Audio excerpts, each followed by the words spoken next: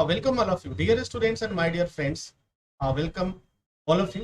आप सभी का स्वागत है एसएसटी नीट क्लासेस में। Dear students, this is doctor Ved और आज जो हम लोग चल पड़े हैं डॉक्टर बनने का सफर में। आज का जो टॉपिक हमारा है, how to become a doctor in India. हम भारत में डॉक्टर कैसे बने। डॉक्टर बनने के लिए डॉक्टर्स इंजीनियर्स की बात आती है, तो बहरहाल आज का जो टॉपिक हमारा है डॉक्टर के ऊपर है। तो डॉक्टर बनने के लिए बहुत ही इजी रास्ते हैं, बहुत ही आसान रास्ते। क्या करना होगा? एक प्यारा सा एक छोटा सा एग्जाम आपको पास करना है। वो एग्जाम क्या है? वो नीट का एग्जाम है। नीट का एग्जाम करना, पास करना है। 12 के बाद आप इसमें बैठेंगे, कुछ क्वेश्चन आते हैं और क्वेश्चन भी क्या होते हैं, सब्जेक्टिव नहीं होते, सब ऑब्जेक्टिव होते हैं। बस आपको टिक करना है और जैसे टिक करते जाएंगे। लेकिन एक चीज याद रखना है, माइनस मार्किंग भी है डियर स्टूडेंट। अगर आपने सही क्वेश्चन अगर गलत हो गया, टिक किया, आंसर गलत हुआ, तो आपके मार्क्स भी कट जाएंगे। तो डियर स्टूडेंट, आज हम बात करेंगे डॉक्टर कैसे बने। बहुत ही आसान तरीका है। अगर इस को आप फॉलो करेंगे, इस प्रोसेस को फॉलो करेंगे, तो डेफिनेटली आप डॉक्टर बन पाएंगे, वो भी बहुत अच्छे तरीके से, अच्छे मेडिकल कॉलेज के साथ। और फिर आपको कॉलेज भी मिलेगा और अच्छी पढ़ाई भी आपको मिल सकती है। तो नीट एग्जाम अभी जो वर्तमान समय में इंडिया की स्थिति है, जो ऑल इंडिया बेस पे जो एग्जाम होता है, आप नीट एग्जाम को आपको क्रैक करना होगा, अर्थात पास करना होगा। 12 के बाद इसका एग्जाम होता है। 12 के बाद आप इस एग्जाम में बैठिए और पूरी तैयारी के साथ। अब दूसरा ये क्वेश्चन उठता है कि इसकी तैयारी कैसे करें। क्या हमें बड़े शहरों में जाना चाहिए? क्या हमें बड़े बड़े कोचिंगों में जाना चाहिए? या देखो, पढ़ाई के लिए आज तो ऐसा प्लेटफॉर्म आ गया है, और थैंक्स टू डिजिटल प्लेटफॉर्म, जो इस समय आपके घर तक आपके पॉकेट में, आपके पास, आपके रूम में ये पूरी स्टडीज जा रही है। दुनिया से तमाम एजुकेटर्स आपको पढ़ाने की कोशिश कर रहे हैं।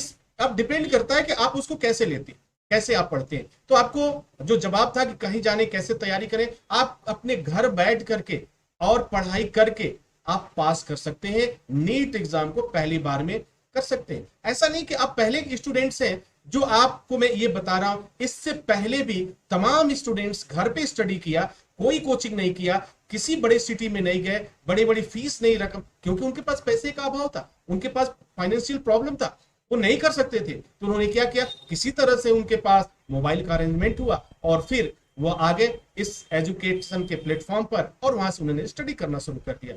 बहुत से ऐसे स्टूडेंट्स को मैं भी जानता हूं जिन्होंने घर से पढ़ाई किया और फिर वो देवरिया के स्टूडेंट्स हैं और वह नीट क्वालिफाई कर चुके हैं। कई लड़कियां हैं जिन्होंने बाजी मारी। तो नीट एग्जाम आपको पास करना होगा, और नीट एग्जाम को पास करने के लिए अब क्या करना चाहिए आपको, मैं वो आपको स्ट्रेटजी बताता हूं, वो तरीका बताता हूं। अब आपको ये लग रहा होगा कि सर बोलेंगे कि नीट एग्जाम पास करना है तो आपको 6 घंटे, 8 घंटे, 12 घंटा पढ़ना है। डेफिनेटली नॉट, इतना बिल्कुल ही नहीं करना है आपको। 6 घंटा, आज तक हमें नहीं समझ में आया कि लोग 6 घंटे, 8 घंटे, 12 घंटा पढ़ते क्या है। अगर डियर स्टूडेंट्स ऐसा कर रहे हो तो बिल्कुल इस बात पे कंसीडर करना, क्या वास्तव में जो आप कर रहे हो, क्या आप वास्तव में अपने साथ जस्टिस कर पा रहे हो? क्या वास्तव में जो 6 घंटे, 8 घंटे की आप पढ़ाई करते हो नीट एग्जाम पास करने के लिए, तो क्या वास्तव में वो सही है? तो कहीं ना कहीं आपको जवाब मिल जाएगा। वो आंसर मैं नहीं देना चाहता, वो आपका जवाब जो है आपका हार्ट दे देगा, आपका ब्रेन दे देगा। आप खुद समझ लेना कि आपका जो एक टाइम है वो कैसे। अब नीट एग्जाम को पास करने के लिए हमें 3 बातों पे ही फोकस करना है, और पहला मुझे लर्न करना है, हमें जानना है फिजिक्स। अब फिजिक्स पढ़ना है। फिजिक्स में क्या करना है आपको, एनसीईआरटी की जो भी बुक है, एनसीईआरटी की आप 9th से लेकर के 12 तक की ये सारी बुक्स जो है उसे आप पढ़ जाइए।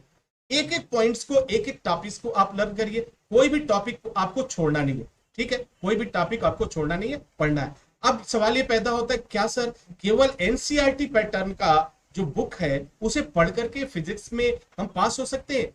तो डियर स्टूडेंट, 101% की गारंटी है कि आप पास हो सकते हैं, क्योंकि जो सिलेबस है नीट का वह एनसीईआरटी पैटर्न इसी से रिलेटेड होता है।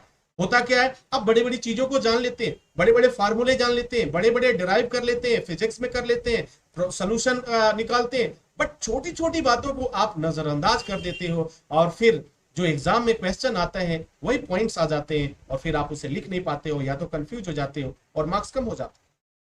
दूसरा, केमिस्ट्री के बारे में भी आपको पढ़ना है, वैसे ही पढ़ना है जैसे मैंने फिजिक्स के बारे में बताया। आपको बायोलॉजी के बारे में पढ़ना है जैसे मैंने आपको बताया। ये सब एनसीईआरटी पैटर्न के बुक्स को उठाइए और पढ़ जाइए। आप 8th क्लास से उठाइए, एर्थ, 9th, 10th, 11th और 12th। इससे ज्यादा आपको पढ़ने की आवश्यकता ही नहीं है। ईमानदारी से पढ़ना और एक एक पॉइंट्स को नोट करना और देखना कि नीट एग्जाम आपके लिए कितना आसान हो जाता है। ये स्ट्रेटजी होनी चाहिए आपकी। और समय पर मैं आपके साथ हूं, मैं आपको गाइड करता रहूंगा और फिर आपके साथ क्वेश्चन आंसर का सीरीज भी होगा, आपके मॉक टेस्ट भी होंगे, आपका टेस्ट भी होगा और आप जान पाएंगे कि वास्तव में कितना इंप्रूवमेंट हुआ है और कितना आपको और मेहनत करने की आवश्यकता है। जैसे ही मेहनत की बात आती है या कुछ और करने की बात आती है तो बच्चे पूछते हैं कि sir what should be the method of study. हमें स्टडी करने के लिए क्या मेथड अपनाना चाहिए, किस तरह से मेथड, क्या करें, क्या तरीका, सो मेनी क्वेश्चन। अब तो डियर स्टूडेंट जो मेथड आपके पास है ना, आप जितना समय निकाल पाओ, मॉर्निंग में कर पा रहे हो, इवनिंग में कर पा रहे हो, नाइट में कर पा रहे हो, 1 घंटा 2 घंटे का टाइम जरूर निकालो जब होता। अब इसमें क्या करना है, जो मुझे बताना है आपको वो जान लीजिए आपको क्या करना है। Study only NCERT text book. Once again, listen carefully. Study only NCERT textbook like chemistry, physics and bio. Okay. Now क्या कंटिन्यूटी जरूर होनी चाहिए। कंटिन्यूटी का मतलब अगर हाफ एन आवर पढ़ रहे हो पर डे या डे में, तो ये कंटिन्यूटी होनी चाहिए, बढ़ना चाहिए, घटना नहीं चाहिए। ठीक है। एक चीज और क्लियर कर देना चाहता हूं, अगर आप टाइम टेबल बना के पढ़ते हो तो डियर स्टूडेंट, टाइम टेबल तो कभी आज तक किसी का सक्सेस नहीं हुआ। टाइम टेबल तो स्टूडेंट्स बना लेते हैं, चलो सुबह 7 o'clock में ये पढ़ूंगा, रात में 7 o'clock में फिजिक्स, 9 o'clock तक ये रहेगा, फिर केमिस्ट्री, फिर बायो, ढिमका फला, ये होता है, बट फॉलो नहीं होता, बिल्कुल नहीं फॉलो होता है। जो लोग कहते हैं कि नहीं मैं स्टडी अपने टाइम टेबल से करता हूं, तो शायद मुझे लगता है कि वो अपने साथ जस्टिस नहीं कर पाते हैं और हमें खुश करने के लिए बोलते हैं। बहरहाल ये टाइम टेबल वगैरह के चक्कर में बिल्कुल नहीं पढ़ना है। आपका जब मूड बने आप पढ़ाई शुरू कर दो। रात में बने 11 बजे रात को अगर हो जाए कि हाँ नहीं मुझे पढ़ना है, आप पढ़ना शुरू कर दो। सुबह अर्ली मॉर्निंग 3 o'clock में अगर हो जा रहा है, वहां पढ़ना शुरू कर दो। तो कंटिन्यूटी बहुत जरूरी है, छोड़ना नहीं है। अब क्या करना है, अब आपको सेल्फ असेसमेंट करना है, एवरीडे सेल्फ असेसमेंट करना है। यानी आपको 24 घंटे में एक बार सेल्फ असेसमेंट करना। अभी सेल्फ असेसमेंट क्या है, 24 घंटे में आपने फिजिक्स पर कितना टाइम दिया, 24 घंटे में आपने केमिस्ट्री पर कितना टाइम दिया, 24 घंटे में आपने बायोलॉजी पर कितना टाइम दिया। शाम को सोते समय जब भी आप सोने पे जाओ, जब भी आप बेड पे जाओ, तो वहां पे 10 मिनट का टाइम लगेगा। अपनी आंखों को बंद करो और फिर देखो कि आज आपने क्या लर्न किया है, कल से इंप्रूव हुआ है नहीं हुआ है। सेल्फ असेसमेंट करो, किसी से पूछने की आवश्यकता नहीं है। अब क्या करना है, अब इसके बाद से कंप्लीट विद योर सेल्फ, अपने आप से लड़ो, अपने आप से प्रतियोगिता करो, अपने आप से कंपटीशन करो। जब अपने आप से कंपटीशन करोगे तो सेल्फ असेसमेंट का रिजल्ट निकल कर आ जाएगा। और फिर डियर स्टूडेंट, इसके बाद जो रिजल्ट आएगा वो 96% प्लस आएगा।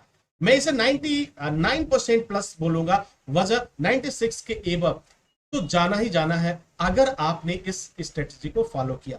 तो क्या करना है आपको टाइम टेबल में बिल्कुल नहीं फंसना है। आपको किसका पढ़े, किसका रेफरेंस पढ़े, किसका रेफरेंस बुक पढ़े, कौन सी बुक पढ़े, नीट के लिए बेटर कौन सा है, किस कोचिंग में जाए। डियर स्टूडेंट्स, इन सब ताम झाम को उठाओ और उठा करके उसे ब्लॉक कर दो। क्या कर दो, लॉक कर दो। ऐसा लॉक करो कि वो तब तक नहीं खुलने पाए जब तक कि नीट में पहला स्थान आपका नहीं आ जाता है। तो आई होप कि ये जानकारी आपके लिए फायदेमंद साबित होगी। इसी के साथ आपसे इजाजत चाहूंगा। नेक्स्ट वीडियो में हम पुनः हाजिर होंगे एक नई स्ट्रेटजी के साथ, कुछ नई बातों के साथ, जिससे कि हम लोगों का जो नीट एग्जाम का सफर है वो आसान हो जाए। तो dear student, wish you all the best. Thank you for watching, thank you for learning.